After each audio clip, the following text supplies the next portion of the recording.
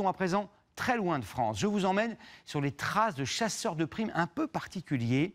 La Floride est envahie depuis quelques années par des pitons, une espèce invasive qui dévore tout ou presque sur son passage, à tel point que l'État de Floride a missionné des sous-traitants pour capturer les serpents.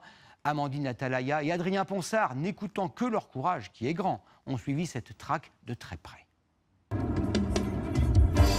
Passionné par les serpents en tout genre, Brian est le meilleur chasseur de pitons de l'État de Floride, du genre décontracté.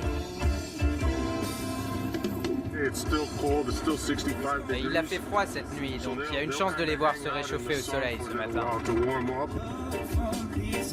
Il a une méthode bien à lui, rester tranquillement dans sa voiture. C'est plus confortable.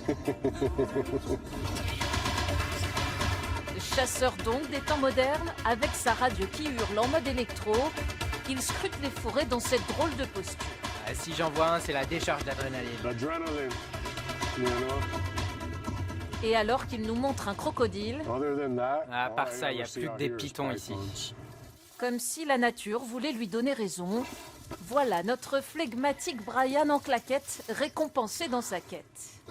Première morsure, non venimeuse, et donc capture de la journée, lui qui en 3 ans a déjà attrapé 390 spécimens du genre.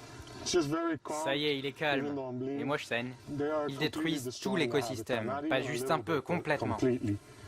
Car il dévore tous les mammifères. Brian est payé 8 € de l'heure par l'État de Floride et gagne une prime à chaque prise.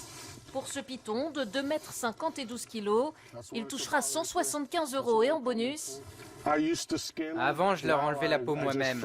Maintenant, je les congèle et je les vends. Il deviendra peut-être un portefeuille, des chaussures. importé d'Asie dans les années 80, ces serpents étaient au départ des animaux de compagnie qui ont été relâchés par leurs propriétaires ou se sont évadés lors de l'ouragan Andrew dans les années 90. Et le nombre de pitons dans ces zones marécageuses de Floride est difficile à estimer bien sûr, mais il serait aujourd'hui, selon les spécialistes, entre 100 000 et 300 000 ici. Quand soudain, Brian pile et bondit avec son iPad. Il prend une photo, c'est la règle, puis se jette dans les broussailles, soudain moins flegmatique. Le python, cette fois, a tenté de fuir. J'ai besoin d'aide. Il est puissant et se bat. J'ai vraiment besoin d'aide. Pas forcément de gaieté de cœur, mais il faut y aller. Tire, tire. Je crois qu'il faut que ça aille toi, Adrien. Adrien, à la caméra, Ouais, je vais la prendre, mais se dévoue donc alors que le python s'enroule autour de la jambe de Brian, car cet animal étouffe pour tuer. Attends. Un dernier effort, et Brian s'extrait avec sa belle prise de 3,50 m et 20 kg. Il le mesurera le lendemain. Ça peut être très physique. Ils sont tellement forts. Dans ma vie, je n'en ai raté qu'un. Ça, c'était presque le deuxième.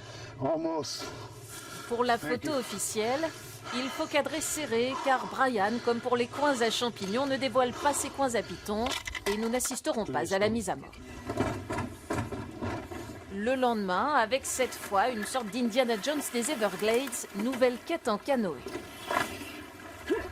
Tom est un original qui chasse pour son plaisir personnel.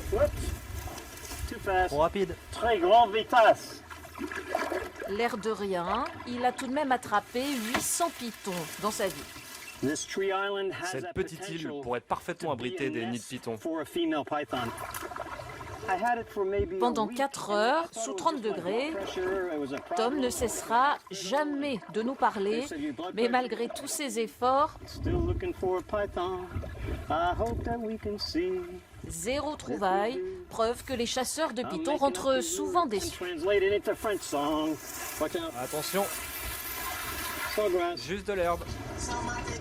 Moins poète, Brian, dans son pick-up toujours, entame lui sa chasse de nuit, dans le parc des Everglades également. 50 km à travers ces prairies inondées, au soleil couchant. 30 minutes plus tard et déjà, Il attrape son 3e python en 2 jours.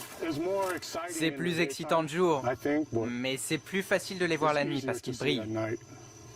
Puis, dans cet univers parfois glaçant, seul au monde, il met la main sur le 4e. Lui-même a du mal à y croire. La télé française, vous êtes mon porte-bonheur. Flattés, nous finirons quand même par partir et nous recevrons 4 jours plus tard ces photos de Tom du canoë, souvenez-vous, enfin chanceux.